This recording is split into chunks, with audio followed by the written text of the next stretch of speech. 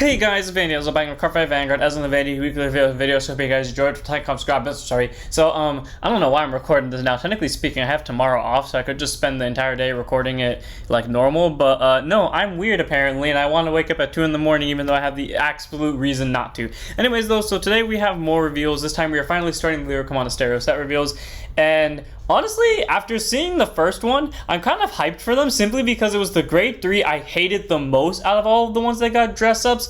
And, well, I actually love her skill. And I find the fact that she can do a technically 5 attacks with 4 of them having double crit guaranteed bullshit on first grade 3 turn going first, kind of annoying. So let's go into the stuff that we got. First up, we have Like a Candy Kudurovi, grade 2 and stuff 5k shield, 10k base. Auto and placed on Rearguard Circle if you have Vanguard Medial in his card name. Look, talk every deck, either put it to top or discard it. If you discard it, she'll give 5 in the power for that turn. Okay, so she's either a 15k grade 2, or she stacks a trigger to the top, which procs whenever she's placed from anywhere for free, regardless of what grade your Vanguard's at, as long as it's a medial. I need you to go through that again.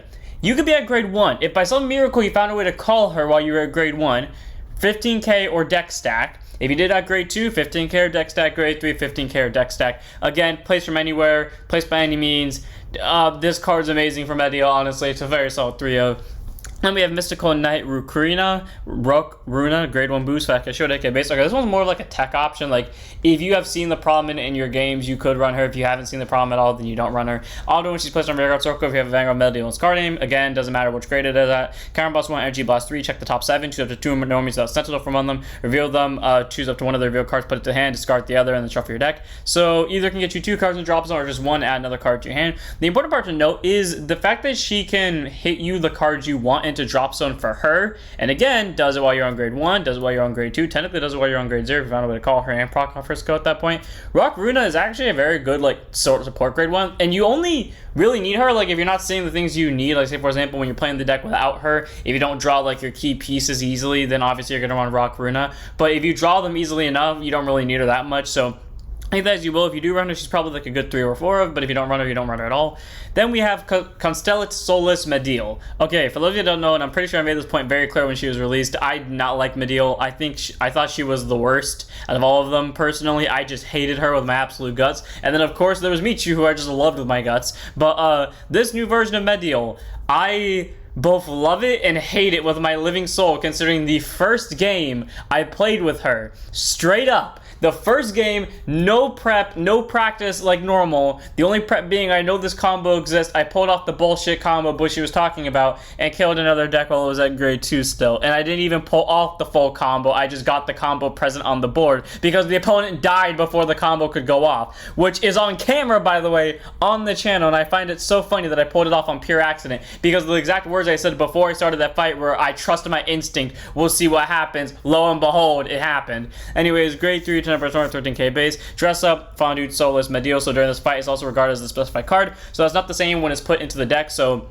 when they're being put into the deck for deck building, they're still considered different names, but when the fight starts, technically speaking, you have multiple copies of the same unit, so you know if your card's specified, they have to search for specifically Fondue Solus, they'll search for that one, and when you persona ride from this one to the other one and vice versa, it'll still proc, contains Vanguard during your turn. If your drop down is a grade 3 card, Medial's card name, all your farm will get 5 its power. Okay, cool. So far, the only one of these grade 3s in a while that hasn't procced while the opponent has to be at grade 3. So pretty cool that she can give you her entire farm row 5k base as long as you have at least a copy of her in drop zone, or you know, a copy of the other one in drop zone, regardless of what grade the opponent's Vanguard's at. And then the other bullshit ability, Act Vanguard once per turn, counter blast 1, soul blast 1, choose a card from your drop zone, call it to Rearguard Circle. Reveal the top card. If you reveal the called card, if the reveal card's a normal unit, draw a card, so basically add that card to your hand, and the unit called by this effect is a card for the turn. Okay. So pretty much on the basis of pure value, free 5k to front row, counter blast 1, soul blast 1, call someone, draw a card, or sorry, reveal a card. Either it's a normal unit, the card unit's getting a crit, or it's not a normal unit, and that means you just sacked a trigger guaranteed because of going back on top. Now, if you put that combined with other cards, for example, the ones that allow you to restand when they're called by abilities, and the ones that allow you to call multiple units, and let's just throw in the ones that guarantee everything is a normal unit, like the Bushy Road combo and Tails, you essentially, on your first grade 3 turn, could get 2 restanders with 20k each, both having double critical, and your Vanguard is also going to have like inherent crit pressure because, you know, drive checks are a thing. So Yeah, Mediol can technically kill someone on first grade 3 turn if you get lucky. Hell, I did it, and again, I didn't even pull crits. I don't think I pulled crits to that drive check. I think I just literally couldn't guard it. But anyways, Mediol, very solid grade 3. I honestly like her skill, and if Bushy's gonna do this with all the other ones, I'm actually very excited because, like I said, I hated her originally, and now I love her. Then we have Welcome to Starlight Festival. Grade 3 normal order, playing a Background Boss. You want to choose 3 grade zeros from your drops from the soul. If you put 3 crits, draw a card. I legitimately had to sit here for 10 minutes trying to remember, because I didn't want to go look it up. I had to sit here and remember what decks were introduced in the last Lyrica Monasterio set, the Halloween one, because I'm truly confident there was one in there that involved crits. But so far, to memory, because I refuse to look it up until I can remember off the top of my head, all I can think about is Sienna benefiting from this, and Sienna, to my memory, didn't run a lot of crits. I know there was Sienna, I know there was a Trick Girl, I know Labrador was in there, but I don't, and Prisms, but I don't, or not, Labrador and Prisms, Prisms and Pacifica, but I know there was a third one unique to D, and I don't know what it is, and it's bothering the hell out of me, but I'm 95% sure that's the one that involves crits, and if it's not, then I'm going to be pissed off. But either way, though, it's okay. It's weird that it's involving crits because you would think this is like an Australia card because that's what I thought it was originally, but hey, it is what it is. Then we have Wishing Star on Beach, Ripple, grade 3, Temper Sword 3K base, auto rear guard, and battle attack the Vanguard, soul boss 1 trigger, return this card to hand, cool bounce itself, gets more triggers in the drop zone for this, I guess, and whatever the grade 3 that involves trigger sacking is.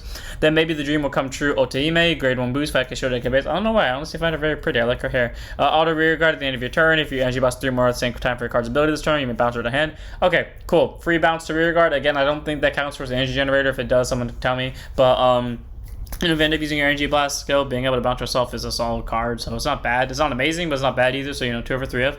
Then we have Enveloping Light Rasula, grade 3, Temper Sword 3K base. I like how all of them have the star theme. I'm just now noticing this, that all of them have the star theme.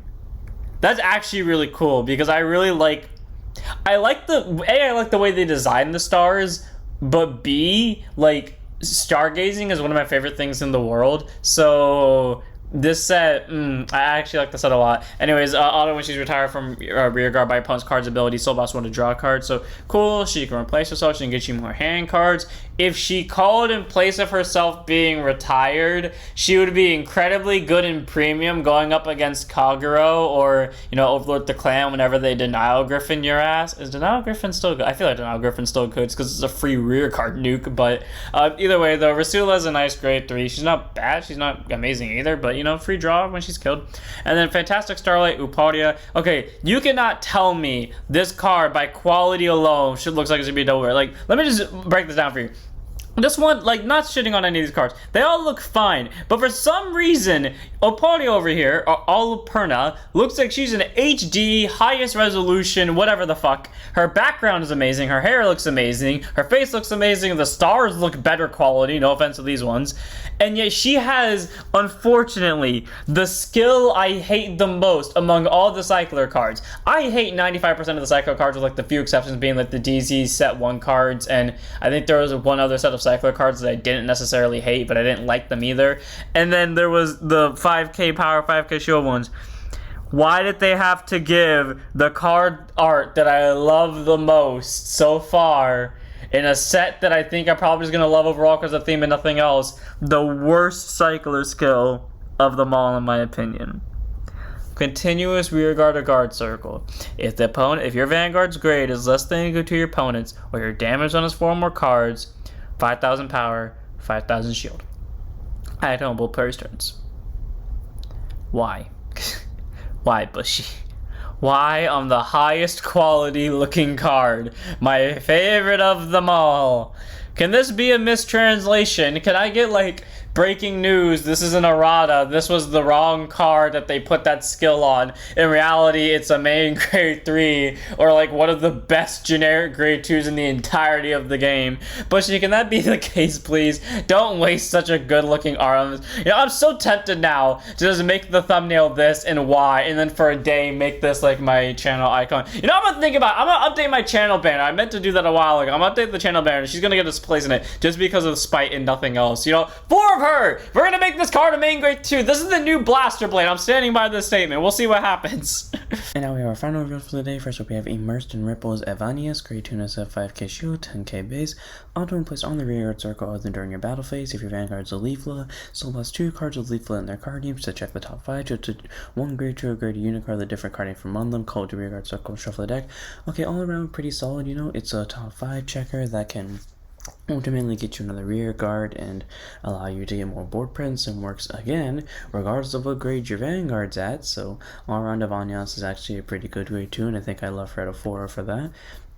Then we have Frolic Hopper Fruit, grade 3 to personality, 13k base, contains rear guard or guard circle. If you have a Vanguard Leaflet in its card name, she gets plus 10k power and 10k shield during both players' turn, which is pretty solid. So, you know, she's a extra guard, and with a deck that has a bunch of grade 3s, if we've experimented with Bastion, you do want any ability to get extra shield power but still be a beat stick, and well, this is it right here. And then auto rear guard, and the battle that you're attacked while boosted by a grade 2 or grade unit, energy blast 3 to choose one of your grade 2 or grade rear guards and bounce her back to the hand. All around, that's pretty solid as well, because the biggest drawback to Grandeur Edge is that the 10k shield was nice, but you still had to commit it to board if you wanted the 23k beater. Now, Furot, well, first, being Lyrical Monsterio in general allows her to be bounced by Leafla herself, but also the fact that she can bounce herself, so you can still get the benefit of the 10k offensively, but also still get the 10k shield defensively, makes her a very solid support in grade 3, so obviously she's a 4 of. And then finally, we have Brightest Dreamer Leafla. Now, yesterday when I was putting my deck together for this in preparation, I kind of just assumed what her skill would be, and I was more or less correct. Grade 3 to Persona, 13k base, dress up the highest Dreamer Leafla. So again, during this fight, she's regarded as having the same card name as specified card. So again, in deck building, they are still considered different names, so you can still run both of them at max copies. But then when the match starts, you basically have 4 extra copies of the same unit. So when you Persona ride one on top of the other, it would proc the skill. Anyways, continues Vanguard. All your grade 2 or greater rear guards get boost, and all your other grade 3 units will leave from their card and get plus 20,000. Oh, I completely misread that. I thought that's a 10k. Okay. Well, okay, obviously we all knew this was going to happen, you know, her basically being Leafla, but better, because Leafla required a Soul Blast to give all your units boost, and it was only the ones on the board, so if you called stuff after, they wouldn't get boost. Okay. Continuous boost, that I knew about, you know, free to everyone, regardless of what turn it is. But, this part, whew, looks like there is a reason to run max copies of both Leaflas, because that's a free 20k shield drop right there. Let's go. And then auto Vanguard, when she attacks into anything, if all of your units are grade 2 or greater, CB1, choose up to 3 of your rear guards, bounce them, choose up to 2 grade 3 cards from your hand, call them to rear guard circle, and call them with each other. So it sounds like 4 attacks, but actually, I'm just going to go ahead and cheat it out here. It sounds like 4 attacks, but there is this one grade 2 from the same set Leafla was revealed in that can basically get you up to 4 attacks, or up to 5 attacks, which all around is pretty solid. And again, it works while your opponent's at grade 2 or grade 3. Doesn't really matter. Honestly, Leafla is amazing defensively. The one problem she had, or at least in my opinion, or the main problem, was like defense power, and Bastion took the offensive approach, and Leafla just said, F it, let's just give one of our grade 3s 20k shield, and then let's just make Grandeur Edge able to be proccable on both on both rear guard and guard circle.